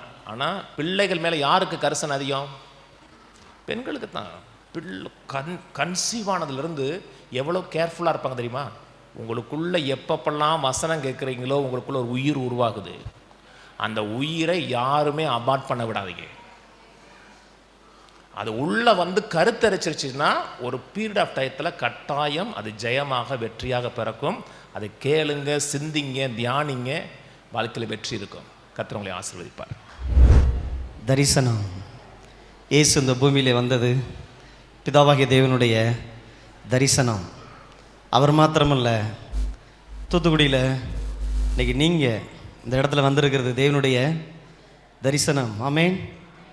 அப்போ ஆண்டவர் இந்த நாளில் இந்த இடத்துல நாம் எல்லாம் கூடி வருகிறதை அவர் பார்த்தார். அவர் பார்த்ததை அவர் பேசினார். எப்படி? இந்த இடத்துல ஒரு ஃபங்க்ஷன் நடக்குது, வாங்கன்னு சொல்லி உங்கள்கிட்ட வந்து யாரோ ஒருத்தவங்க வந்து சொன்னாங்க இல்லையா? அவங்க மூலமாக அவர் பேசினார். ஒரு தெய்வத்தினுடைய ஒரு அழைப்பை ஏற்று இந்த நாளில் இந்த இடத்துல வந்திருக்கிறீங்க. உண்மையிலேயே தரிசனம் ஒரு எந்த சூழ்நிலையில் இருக்கக்கூடிய ஒரு மனிதனையும் உயர்த்த, அவனை மாற்ற, அவன் வாழ்க்கையை தலைகீழாக பிரட்டி போடக்கூடிய வல்லமை தரிசனத்தில் இருக்கிறது பாருங்க. ஒருத்தன் தோத்துக்கிட்டே இருக்கிறான், வாழ்நாள் முழுசும் இனிமேல் நம்மளால் ஜெயிக்க முடியாதுன்னு நினச்சிட்டு இருக்கக்கூடிய ஒரு நிலையில் இந்த இயேசுவை சொந்த இரட்சகராய் ஆண்டவராய் ஏற்றுக்கொள்ளும் பொழுது உலக மனிதர்கள் மோட்டிவேஷனல் ஸ்பீச் கொடுக்குறாங்க. அவங்களுக்கு ஒரு நம்பிக்கை இருக்குது, ஆனால் அதில் விசுவாசம் கிடையாது. இப்போ பாஸ்டர் சொன்னது போல் விசுவாசம் எல்லா மனிதர்களுக்குள்ளேயும் இருந்து வர்றதில்லை. விசுவாசம் இயேசுவை சொந்த இரட்சகராய் ஆண்டவராய் ஏற்றுக்கொண்ட தெய்வ பிள்ளைகளுக்குள்ளாக மறுபிறப்பு உண்டாகுது. அந்த மறுபடி பிறந்திருக்கிற அந்த நித்திய ஜீவனை பெற்ற அந்த ஆவியில் இருந்து தான் அதை பார்க்கவே முடியும். சாகை நடந்த இந்த நாளில் இந்த இடத்துல உள்ளே வரும்பொழுது ஒரு அம்மா சொன்னாங்க, நான் இந்த இடத்துல நான் டான்ஸ் பார்க்க வரல, சாப்பிட்றதுக்காக நான் வரல, கடவுள் எனக்கு ஜீவனை கொடுத்தார், தேவனுடைய வார்த்தையை கேட்கறதுக்காக நான் இந்த இடத்துல வந்தேன். உண்மையிலேயே பரிசுத்த தேவன் நம்மளை அப்படி தான் நடத்துகிறார். ஒருவேளை இந்த இடத்துல நம்ம குடும்பத்தில் ஒரு சூழ்நிலை, குடும்பத்தில் ஏதோ ஒரு பிரச்சனை, சரீரத்தில் ஒரு நாள்பட்ட வியாதி, பண விஷயத்தில் ஏதோ ஒரு தேவையான ஒரு மாற்றம் தேவைப்படுது, தரித்திரத்திலே இருக்கிறோம், கடன்லேயே இருக்கிறோம், எங்கே நிமிர்ந்து பார்த்தாலும் நமக்கு ஒரு கலங்கிற விளக்கம் தெரிஞ்ச மாதிரி இல்லை.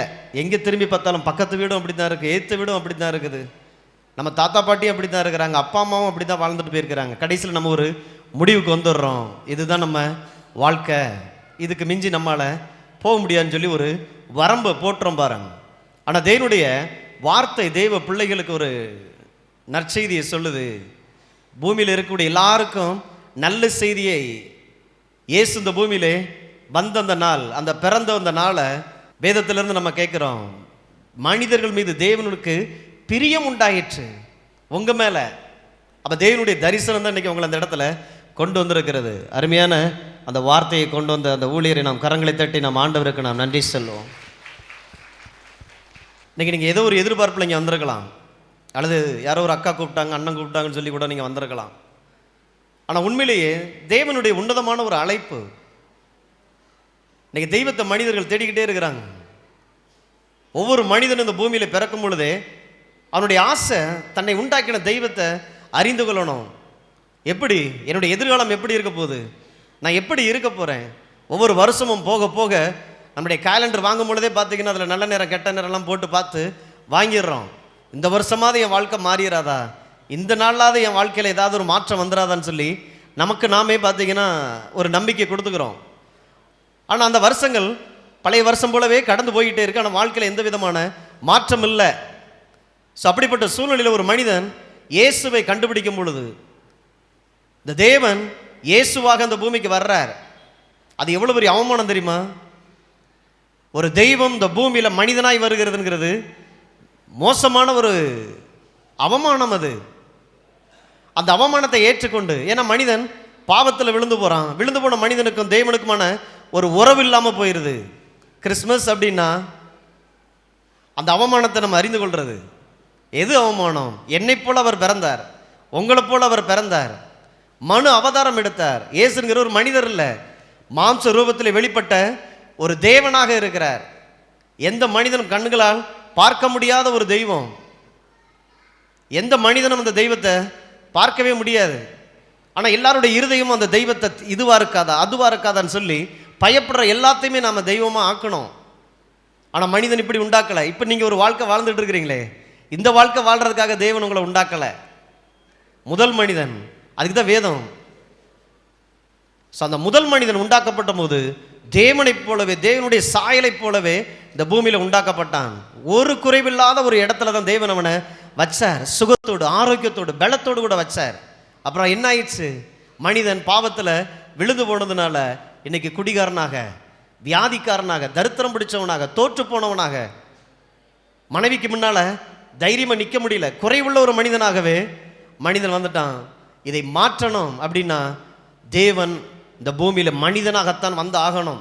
மனிதனுக்கு உதவி செய்யணும் அப்படின்னா அவர் மேலே இருந்துட்டு தன்னுடைய மகிமையை வெளிப்படுத்த முடியாது. பூமியிலே தேவனுடைய மகிமை வெளிப்படணும். அப்போ பூமியை தொடணும் அப்படின்னா அவருக்கு ஒரு சரீரம் வேணும். ஒரு கன்னி, ஒரு மரியாளுடைய அந்த வயிற்றுக்குள்ளாக தேவன் தன்னுடைய வார்த்தையின் மூலமாக வித்தை அனுப்புகிறார். அந்த வித்து இந்த பூமியில கிறிஸ்துவாக பிறக்குது. இன்னைக்கு இந்த கிறிஸ்துவை பார்க்கிற அத்தனை பேரும் காணக்கூடாத அந்த தெய்வத்தை பார்க்கக்கூடிய ஒரு வாய்ப்பு அந்த நாளிலே உண்டானது. அதனால தான் இயேசுடைய சீசரில் ஒருத்தராக இருக்கிற பிலிப்பு கேட்கிறார், ரபி எங்களுக்கு பிதாவை காண்பியும், ஆண்டவர் எங்களுக்கு காண்பியும். அப்போ அந்த இயேசு சொல்ற, இவ்வளோ காலம் என்னோடு கூட இருந்து நீ இந்த கேள்வி கேட்குறியப்பா, என்னை கண்டவன் பிதாவை கண்டான். அப்போ இயேசுவிலே நீங்கள் தேடிக்கொண்டிருக்கிற அந்த தெய்வத்தை பார்க்கலாம். இயேசுவிலே நான் தேடிக்கொண்டிருக்கிற அந்த தெய்வத்திற்குண்டான அந்த அத்தனை தற்சொரூபமும் அந்த இயேசுவின் மூலமாய் வெளிப்படுகிறது. தற்சொரூபம், அதாவது இயேசுவை பார்த்தா கண்ணுக்கு காணக்கூடாத ஒரு தெய்வம் மாம்சத்தில் வெளிப்பட்டதாக இருக்கிறது. அதான் கிறிஸ்மஸ். தற்சொரூபமாக இருக்கிறார். ஆனால் இன்னைக்கு என்ன ஆயிடுச்சுன்னா இயேசுக்கு சொரூபம் செஞ்சு வச்சுட்டோம். இயேசுவே இன்னைக்கு நான் எங்கே பார்க்கறது? ஒரு வேதம் இல்லை அப்படின்னா, பைபிள் இல்லை அப்படின்னா, நீங்கள் எந்த மதத்தை சேர்ந்தவங்களாக இருக்கலாம், நீங்கள் எந்த இடத்துல நீங்கள் வாழ்ந்து கொண்டிருக்கலாம், ஒரு 150 ரூபா கொடுத்து ஒரு பைபிளை வாங்கி வீட்டில் வச்சு பாருங்கள். அதில் புதிய ஏற்பாடுன்னு ஒன்று இருக்கும். மத்தேயு, மார்க்கு, லூக்கா, யோவான்னு சொல்லி இருக்கும். அதில் நீங்கள் இயேசுவை பார்க்கலாம். அந்த இயேசு எப்படிப்பட்டவராக இருக்கிறார்? நல்லவராக இருக்கிறாருங்கிறத பார்க்கணும். இயேசுக்குள்ளாக தேவனை பார்க்கிறோம். அந்த தேவன் எப்படிப்பட்டவருங்கிறத இயேசு இந்த பூமியில் வாழ்ந்த ஒவ்வொரு நாளும் ஒவ்வொரு எழுத்துக்களிலும் சொன்னாங்க இல்லையா? ஓரல் ராபர்ட்ஸுங்கிறவர் 200 தடவை இந்த வேதத்தை வாசிச்சார். ஏன்னா அவருடைய ஆரம்ப நாட்கள் ரொம்ப கொடுமையானது. டிபி நோயினால் வாலிப வயசுலேயே அவர் மறிக்க வேண்டிய ஒரு தருணத்தில் சபைக்கு போனால், சபையில் ஒரு நாள் ஒரு பிரசங்க கர்த்தர் கொடுப்பார்ன்றாங்க, அடுத்த நாள் போனால் கர்த்தர் எடுத்துக்கிடுவார்ன்றாங்க. மாற்றி மாற்றி இருக்குது. தெய்வத்தை எங்கேயுமே தேடி கண்டுபிடிக்க முடியல. ஸோ அப்படிப்பட்ட நேரத்தில் நேரடியாக தெய்வத்திட்டே கேட்டுருன்னு சொல்லி, ஆண்டவரே நீர் யார், உங்களை நான் எங்கே பார்க்கறது அப்படின்னு சொல்லி அவருக்குள்ள ஒரு அங்கலாச்சு போய் ஜெபத்தில், ஆண்டவரே நீர் எனக்கு உண்மை வெளிப்படுத்தும் அப்படின்றாரு. அப்படின்னா ஆண்டவர் சொன்னாராம், இயேசுவிலே என்னை பார்க்கலாம். இயேசுவை நான் எங்கே பார்க்கறது? அதில் தான் காட்டினாராம் புதிய ஏற்பாட்டில் மத்தேயு, மார்க்கு, லூக்கா, யோவான் 200 தடவை முழங்காலில் நின்னதை படித்தாராம். படித்து முடிச்சுட்டு ஒரு முடிவுக்கு வந்தாராம், தேவன் நல்லவர், கர்த்தர் நல்லவர், நான் தேடி வந்த தெய்வம் இயேசு நல்லவராக இருக்கிறார். நம்ம எல்லாரும் சொல்லுவோம், நான் தேடி வந்த தெய்வம் இயேசு நல்லவராய் இருக்கிறார். இன்னொரு தடவை, நான் தேடி வந்த தெய்வமாகிய இயேசு எனக்கு நல்லவராய் இருக்கிறார். இன்னொரு தடவை, நான் தேடி வந்த தெய்வமாகிய இயேசு எனக்கு நல்லவராய் இருக்கிறார். இவ்வளவுதான். இந்த வார்த்தை உங்களுக்கான ஒரு உலகத்தை உருவாக்குது, உங்களுக்கான ஒரு படத்தை உருவாக்குது. இந்த தெய்வன் எப்படிப்பட்டவராக இருக்கிறார். நான் இல்லைங்க, என்னை பற்றி உங்களுக்கு தெரியாது, என் கடந்த காலம் எவ்வளோ மோசமானது தெரியுமா, நான் எவ்வளோ பெரிய பாவம் பண்ணியிருக்கிறேன் தெரியுமா. இயேசுகிட்ட கையுங்களமாக பிடிக்கப்பட்ட ஒரு வேசியை கூட்டிகிட்டு வர்றாங்க. கூட்டிகிட்டு வந்தா அவளை கல்லெறிஞ்சு கொல்லணும்னு சொல்லி ஏற்கனவே தேவன் எழுதி கொடுத்த அந்த பிரமாணத்தின்படி அங்கே வந்து நிற்கிறாங்க. இப்போ ஆண்டவர் அந்த பிரமாணத்தை நிறைவேற்றி ஆகணும். கையுங்களமாக பிடிச்சி கொண்டு வந்துருக்குறாங்க. அப்போ இயேசு அந்த ஸ்திரீட்ட பக்கத்தில் நின்றுட்டு சொல்கிறாரு, எல்லாரும் கல்லை எடுத்துகிட்டு நிற்கிறாங்க. அத்தனை பேரும் பார்த்து சொல்கிறாரு, உங்களில் எவன் பாவம் செய்யலையோ, எவன் குற்றமற்றவனாக இருக்கிறானோ அவன் முதலாவது கல்லை இந்த பேசியின் மீது எரியட்டும்னு சொல்லிட்டு அவர் தலையை குனிஞ்சுக்கிட்டார்.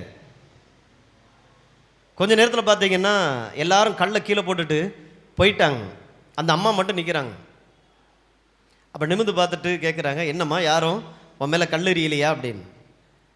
இல்லாண்டவரே, எல்லாரும் போயிட்டாங்க, இப்போ கல்லெறியணும்னா ஒரே ஒரு தகுதி படைச்ச ஒரே ஒரு ஆள் நீங்கள் மட்டும்தான் நிற்கிறீங்க, நீங்கள் நினச்சா என் மேலே கல்லடிக்கலாம். அவர் சொல்கிற, நீ இப்போ இனி பாவம் செய்யாதே, நான் உன்னை ஆக்கினைக்குள்ளாக தீர்க்கும்படி நான் வரவில்லை, பாவம் செய்யாதே. அந்த அம்மா அன்னைக்கு நம்ம நிச்சயமாக சொல்லலாம், அந்த அம்மா இன்னைக்கு பரலோகத்தில் இருக்கிறாங்க. எப்படி சொல்லலாம், வேசித்தனம் பண்ணவங்க, விபச்சார ஸ்திரீ. இதுக்கு தாங்க அந்த தெய்வத்தை, இயேசுவை ஆண்டவராக ஏற்றுக்கொள்வது அவசியம். அவர் அவ்வளவு நல்லவராக இருக்கிறார். உங்கள் வாழ்க்கையில் நீங்கள் செஞ்ச தப்பு, உங்கள் தலைமுறையாக இருந்த எல்லா பாவங்கள், சாபங்கள் எல்லாவற்றுக்குமான ஒரு விடுதலையை கொடுக்கக்கூடிய ஒரு தெய்வம் தான் அந்த இயேசுவாக இருக்கிறார். ஆகையினால தான் அவரை குறித்து நீங்கள் கேள்விப்படுறீங்க அப்படின்னா, நீங்கள் ஒரு தெய்வத்தை குறித்து அறிகிற அறிவுக்குள்ளே நீங்கள் கடந்து வர்றீங்க. எவ்வளோ விலை கொடுத்தாவது இந்த தெய்வத்தை, ஒரு தெய்வம் எனக்காக இந்த பூமியில் இறங்கி வந்து தன்னை வெளிப்படுத்தி இருக்கிறார், நான் அதை கண்டுகொள்ளாமல் நான் கடந்து போவேனானால் நிச்சயமாக என்னை விட பெரிய பரிதபிக்கக்கூடிய ஒரு ஆள் யாருமே இருக்க முடியாது. என் வாழ்க்கை எவ்வளோ மோசமானதாக இருக்கலாம், பாவம் நிறைஞ்சதாக இருக்கலாம், அநேகர் கண்டு என்னைய தூர விலகி போகக்கூடிய ஒரு ஆளாக கூட இருக்கலாம். இயேசுவின் இடத்துல உங்கள் வாழ்க்கையை கொடுத்து பாருங்க. அந்த அம்மா அதுக்கப்புறம் தலை நிமிர்ந்த ஒரு வாழ்க்கை வாழ்ந்தாங்க. என் வாழ்க்கையில் முழுசும் பார்த்தீங்கன்னா தரித்திரத்தில் இருக்குதுங்க. எந்த சொந்தக்காரனும் எனக்கு பத்திரிக்கை கூட வைக்க மாட்டான். அப்படிப்பட்ட நிலையில் கூட நம்ம இருக்கலாம், அனுபவிச்சிருக்கலாம். காசு இல்லைன்றனாலே நம்ம புறக்கணிக்கப்படலாம். பர்த்திமேயு அப்படின்னு சொல்லி ஒரு தர்மம் எடுக்கிற, பிச்சை எடுக்கிற ஒரு குருடனுடைய சம்பவத்தை வேதத்தில் பார்க்குறோம். மார்க் 10ஆம் அதிகாரத்தில் பார்த்தீங்கன்னா, இயேசு வருகிறாருங்கிற செய்தி கேள்விப்பட்டு, தாவீதின் குமாரனே எனக்கு இறங்கும் அப்படின்னா எல்லாரும் பார்த்தீங்கன்னா அவனை அதட்டி தட்டுறாங்க, இன்னும் உறக்க சத்தமாய். ஏன்னா அவனுக்கு வாழ ஆசை. இந்த இயேசுகிட்ட போயிட்டோம் என் வாழ்க்கை மாறிடும், கண்டுபிடிச்சிட்டான், கண்டுதான் தெரியல. இன்னும் உறக்க சத்தமாய் கத்தினான். இயேசு நின்று கேட்டார்னு போட்டுருக்கு. இந்த இயேசு யார் தெரியுமா? வானத்தையும் பூமியும் உண்டாக்கின சர்வ வல்லமை படைத்த தேவாதி தேவன் ஒரு பிச்சைக்காரனுடைய சத்தத்தை கேட்டு நின்றார். உங்கள் சத்தத்தையும் கேட்டு உங்கள் அருகிலே ஆண்டவர் நிற்கிறார். ஆண்டவரே எனக்கு இறங்கும். எல்லாரும் சொல்லுவோமா? தாவீதின் குமாரனே எனக்கு இறங்கும். இன்னொரு தடவை, தாவீதின் குமாரனாகிய இயேசுவே எனக்கு இறங்கும். இந்த சத்தத்தை கேட்டு கட்டாயம் ஆண்டவர் உங்கள் மேலே இறங்குகிறார். அர்த்தம் என்ன தெரியுமா? நீங்கள் எப்படிப்பட்ட நல்லவரோ கெட்டவரோ தெரியாது, ஆனால் தேவ இறக்கம் இந்த சத்தத்தை அறிக்கையிடுகிற கேட்கிற அத்தனை பேர் மீதும் வந்து விழுகிறதா இருக்கிறது. நிச்சயமாக சொல்கிறேன், இயேசுவின் நாமத்தை நான் உங்களை ஆசீர்வதிச்சு சொல்கிறேன். 2025 இந்த நாளை வச்சு, இன்றைக்கி நீங்கள் பேசின அந்த அறிக்கையை வச்சு இது ஒரு படமாக வரும். ஒரு தெய்வத்தினுடைய இரக்கத்தை நான் கேட்டிருக்கிறேன், அது தரிசனமாய் மாறுகிறது. என் வாழ்க்கையினுடைய எல்லா பாவத்திலும் தெய்வன் என்னை விடுதலையாக்கும்படியாய் அந்த தரிசனத்தோடு கூட கடந்து போகணும் பாருங்க. சில நேரங்களில் வியாதி நம்மளை வேற ஒரு படத்தை கொடுத்துருது, நிமிந்து கூட பார்க்க முடியல. ஏசிட்டு அப்படிப்பட்ட ஒருத்தன் வர்றான், சரீரம் முழுவதும் தொழுநோய், குஷ்டரோகம், முத்தி போன நிலையில், அதாவது எல்லா பக்கமும் அப்படி சலமாக ஆகி உடம்பே பார்த்தீங்கன்னா அப்படி வழிஞ்சு அப்படி உருகுது. அப்படிப்பட்ட நேரத்தில் பார்த்தீங்கன்னா வேதம் போட்டிருக்கு, அப்படிப்பட்டவர்களை ஊருக்குள்ளேயே சேர்க்கக்கூடாது. ஊருக்கு அவுட்டரில் அவனுக்கு ஒரு கிழிஞ்ச ட்ரெஸ்ஸை போட்டு கையில் ஒரு தட்டும் டம்ளரையும் கொடுத்துடணும். யாராவது அந்த பக்கம் வந்தாங்கன்னா தட்டி தட்டி சொல்லணும், தீட்டு தீட்டு தீட்டுன்னு சொல்லணும். மனைவி ஏற்றுக்கொள்ள மாட்டா, எந்த தாய் தகப்பன் பிள்ளை ஏற்றுக்கொள்ளாது. அனாதை ஊருக்கு அவுட்டரில் அவங்களுக்குன்னு ஒரு இடம் இருக்குது, அதில் தான் போட்டுருவாங்க. சாப்பாடு ஒரு ஓரத்தில் கொண்டு போய் வச்சுட்டு வந்துடுவாங்க. அப்படியே கிடந்து சாகணும். அவனுக்கு எதிர்காலமே கிடையாது, நம்பிக்கையே கிடையாது. அப்படிப்பட்ட ஒரு மனிதனுக்குள்ளாக ஒரு தைரியம், இந்த இயேசு நல்லவர், இவரிடத்துல போனால் எனக்கு ஒரு வாழ்க்கை கட்டாயம் உண்டு அப்படின்னு சொல்லி நம்பி இயேசுவை வருகிறாருங்கிற செய்தியை கேள்விப்பட்டு இவனும் போகிறான். அப்போ போய் நின்று அவனை கேட்குறான், ஆண்டவரே உமக்கு சித்தமானால் என்னை சுத்தமாக்கும், உமக்கு சித்தமானால் என்னை சுத்தமாக்கும். அப்போ ஆண்டவர் அவன் மீது அன்பு கூர்ந்து, மனைவி தொடமாட்டா, பெத்த தாய் தகப்பன் தொடலை, எந்த பிள்ளை பெத்த பிள்ளை தொடாது. ஏன்னா அவ்வளோ தூரத்துக்கு அந்த சரீரம் உருவழிஞ்சு போயிட்டு இருக்கு, அப்படி சலமாக ஒழுகிட்டு இருக்குது. இயேசு அவனிடத்திலே அன்பு கூர்ந்து அவனை தொட்டு, எனக்கு சித்தம் உண்டு சுத்தமாக. அவனுக்கு ஒரு நம்பிக்கையை தேவன் கொடுத்தார், எதிர்காலத்தை கொடுத்தார். இன்னைக்கு அந்த மாதிரி யாராவது உருவழிஞ்சு போய் அன்னைக்கு இருக்கிறீங்க, உங்கள் சரீரத்தில் இருக்கிற வியாதியை குணமாக்குது எவ்வளவு நிச்சயம். இயேசு வந்தார்னா ஏதோ சும்மா வந்து எனக்காக எல்லாரும் பிறந்தநாள் கொண்டாடுங்கன்ட்டு போல, இயேசு எனக்குள்ளே பிறக்கணும், உங்களுக்குள்ளே பிறக்கணும். கிறிஸ்மஸ் அப்படிங்கிறது கிறிஸ்தவர்களுடைய பண்டிகை இல்லை, ஒவ்வொரு தேவ பிள்ளைகளும் அனுதினமும் கொண்டாடப்பட வேண்டிய ஒரு நாள். என்னன்னா, கிறிஸ்து எனக்குள்ளாக பிறந்திருக்கிறார், என்னுடைய இரட்சகராக, எனக்கு பாவ மன்னிப்பு உண்டாகும்படி கிறிஸ்து எனக்குள்ளாக பிறந்திருக்கிறார். அப்போ இந்த வார்த்தையை கேட்கும் போது உங்களுக்குள்ளாக தனிப்பட்ட ரீதியில் ஒரு தெய்வம் என்னோடு கூட இருக்கிறார். இனி நான் எதுக்கு நான் பயப்படணும்?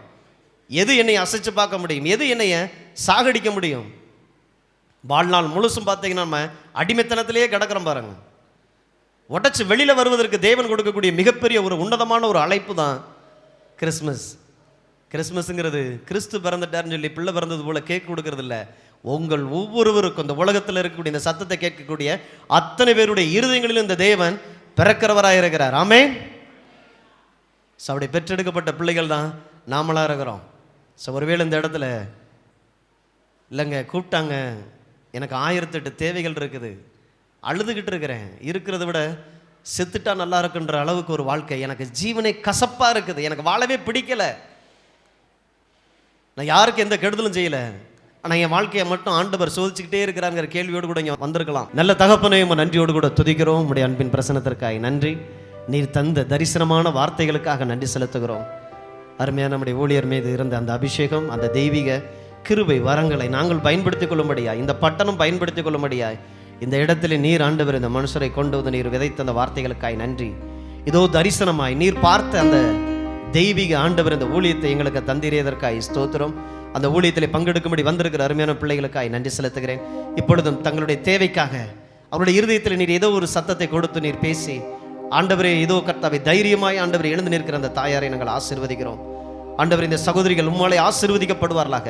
அவருடைய தேவைகள் எப்படிப்பட்டதாக இருந்தாலும் கர்த்தாவே நீர் அதை சந்திக்கிற தேவனாய் இருக்கிறீரே, அவர்கள் அறிந்து கொள்ள வண்ணமாய் ஆண்டவரே நீர் உம்மை அவர்களுக்கு வெளிப்படுத்துகிற தெய்வமாய் இருக்கிறீரே, அதற்காய் ஸ்தோத்திரம்.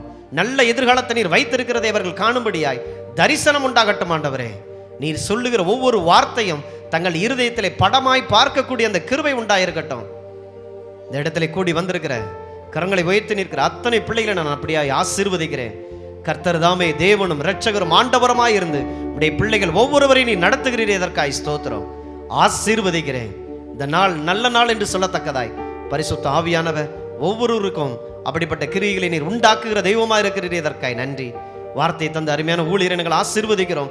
கர்த்தர் தாமே ஆண்டவருடைய செட்டைகளின் மறைவிலை வைத்து அவர் விருப்பத்தின்படி அவர் கண்டு கொண்டிருக்கக்கூடிய 120 ஆண்டுகள் தீர்க்க ஆயுசோடு கூட, நீடித்த ஆயுளோடு கூட, செல்வம் கனத்தோடு கூட, ஊழியத்திலே வெற்றி ஜெயத்தோடு கூட, இன்னும் அநேகரை சத்துருக்களின் எல்லைகளிலிருந்து சுதந்திரித்துக் கொள்ளும்படியாய் ஆண்டவரே அந்த ஊழியத்தை நாங்கள் ஆசீர்வதிக்கிற ராஜா. ஊழியத்திலே பங்கு பெற்றிருக்கிற அந்த தரிசனத்தில் இணைக்கப்பட்ட அந்த சபை ஜனங்களை நாங்கள் விசுவாசத்தோடு கூட ஆசீர்வதிக்கிறோம். இயேசுவின் நாமத்தினாலே உலகத்திற்கே ஆசீர்வாதமாய் ஆண்டவர் இந்த சபையை நீர் எடுத்து பயன்படுத்த போகிறீரே, அதற்காய் உமக்கு நன்றி. தொடர்ந்து பரிசுத்த ஆவியானவர் எங்களை நடத்துகிறீரே, அதற்காய் நன்றி. ஆசீர்வதிக்கிறேன் இயேசுவின் நாமத்தில் பிதாவே, ஆமென். தயவு செய்து உட்காருங்க.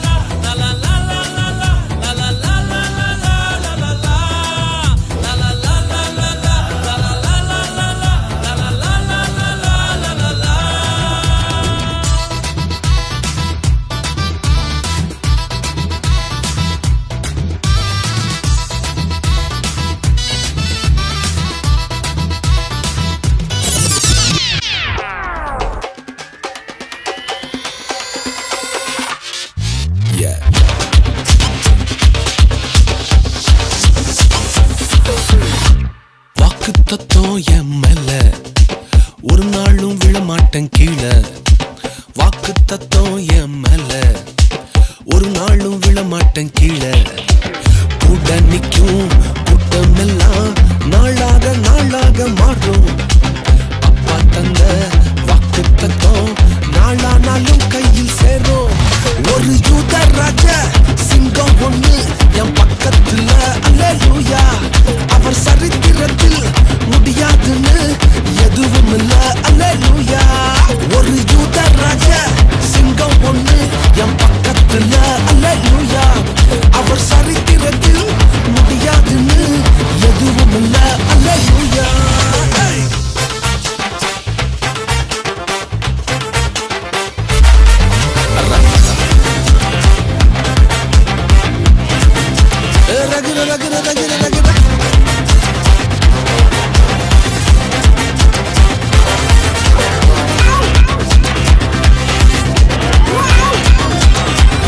ஒரு ஸ்டோரி. யோசேப்புக்கு ஒரு சொப்பனம், ஃபேமிலியா எடுத்தாங்க மொத்தமும். யோசேப்புக்கு ஒரு சொப்பனம், ஃபேமிலியா எதிர்த்தாங்க மொத்தமும். எந்த சொப்பனம் கீழே தள்ளிச்சோ அதை வச்சே தூக்குனாரு மேல. கீழே எரிஞ்சா கைய பிடிச்சு தூக்குறதே அப்பாவோட வேலை. அட எந்த சொப்பனம் உன்னை கீழே தள்ளிச்சோ அதை வச்சே தூக்குவாரு மேல. கீழே எரிஞ்சா கையில பிடிச்சு தூக்குறதே அப்பாவோட வேலை. ஒரு யூத ராஜ சிங்கம் பொண்ணு என் பக்கத்துல, அல்லேலூயா.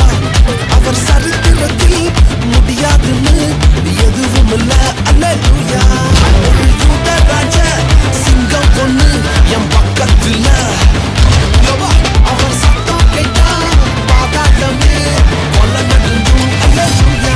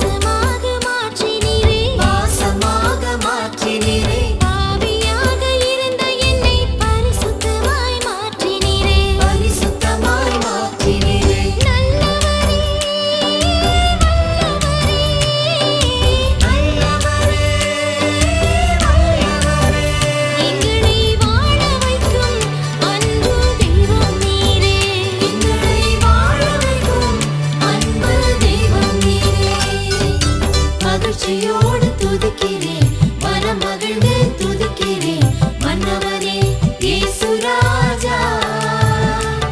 எங்கள் மனது பூத்து மனம் வீசும் ரோஜா, இயேசு ராஜா, சாரோன் ரோஜா.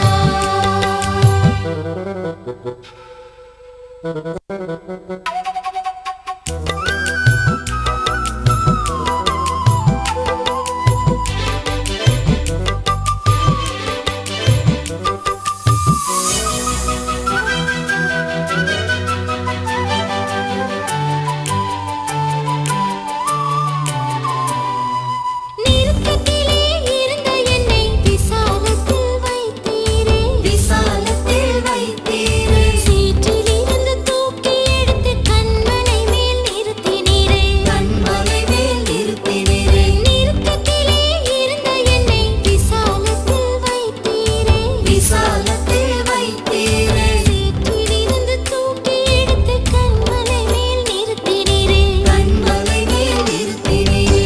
அற்புதரே, அதிசயமே, அற்புதரே, அதிசயமே. எங்களை வாழ வைக்கும் அன்பு தெய்வம் நீரே, எங்களை வாழ வைக்கும் அன்பு தெய்வம் நீரே. மகிழ்ச்சியோடு துதிக்கிறேன், மனமகிழ்ந்து துதிக்கிறேன், மன்னவனே இயேசு ராஜா. எங்கள் மனதில் பூத்து மனம் வீசும் ரோஜா, இயேசு ராஜா, சாரோன் ரோஜா. வண்ண மயில்களாய் கலை ஓவியம் தீட்டி ஆடிட கிறிஸ்து புகழ் ஓங்கிட அழைக்கிறோம் எங்கள் சபையின் அழகிய இளம் வீராங்கனைகள்.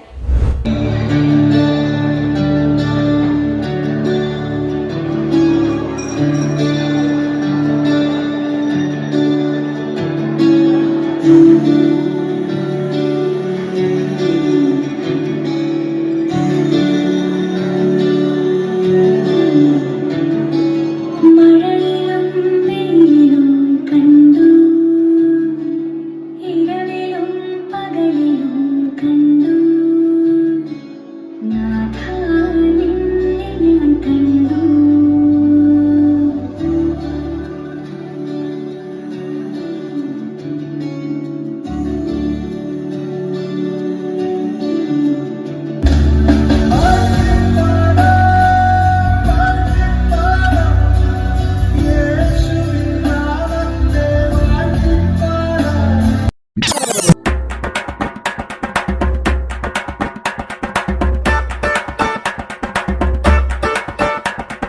தஞ்சாவூரு பொம்மை, தலையாட்டும் பொம்மை, நான் சுசாமி செஞ்சு வச்ச பொம்மை, என் பொம்மை. பூமி கூட பொம்மை, கோள்கள் எல்லாம் பொம்மை, நம்ம சுசாமி செஞ்சு வச்ச பொம்மை, ஓ பொம்மை. ஓடி ஓடி வாங்க எல்லாம் ஒன்னா சேருவோம், ஆடி பாடி நாளும் அவன் நாமம் துதிப்போம், எட்டு திக்கும் பாடி மகிழ்வோம். எல்லாம் வல்ல இயேசு தந்த இந்த மூச்சு உள்ளவர. தஞ்சாவூரு பொம்மை, தலையாட்டும் பொம்மை, நான் சுசாமி செஞ்சு வச்ச பொம்மை, என் பொம்மை. பூமி கூட பொம்மை, கோள்கள் எல்லாம் பொம்மை, நம்ம சுசாமி செஞ்சு வச்ச பொம்மை, ஓ பொம்மை.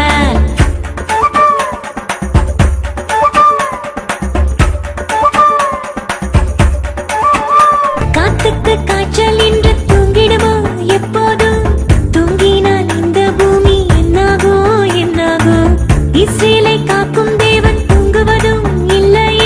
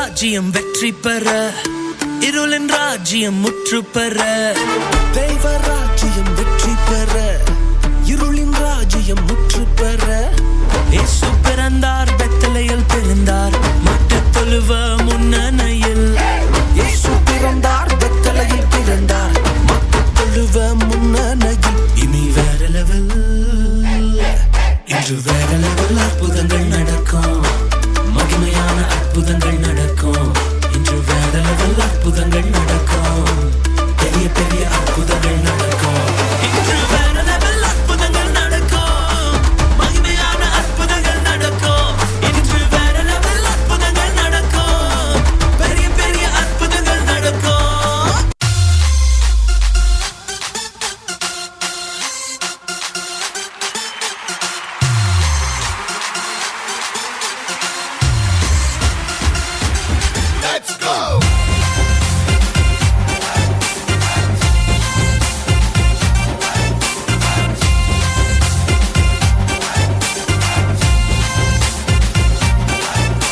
என் கண்மலை நீரே கண்ணின் மணி நானே காத்திருவீரே என்றென்று நீரே என் கண்மலை நீரே கண்ணின் மணி நானே காத்திருவீரே என்றென்று நீரே உன் கண்ணை வைத்து ஆலோசனை சொல்லுபவர் நீரே கோணல்களை செவையாக மாற்றுபவர் நீரே உன் கண்ணை வைத்து ஆலோசனை சொல்லுபவர் நீரே கோணல்களை செவையாக மாற்றுபவர் நீரே ஆடிடுவேன் பாடிடுவேன் அல்லேலூயா சொல்லி துதித்திடுவேன் ஆடிடுவேன் பாடிடுவேன் அல்லேலூயா சொல்லி துதித்திடுவேன் என் கண்மலை நீரே கண்ணின் மணி நானே காத்திருவீரே என்றென்று நீரே என் கண்மலை நீரே கண்ணின் மணி நானே காத்திருவீரே என்றென்று நீரே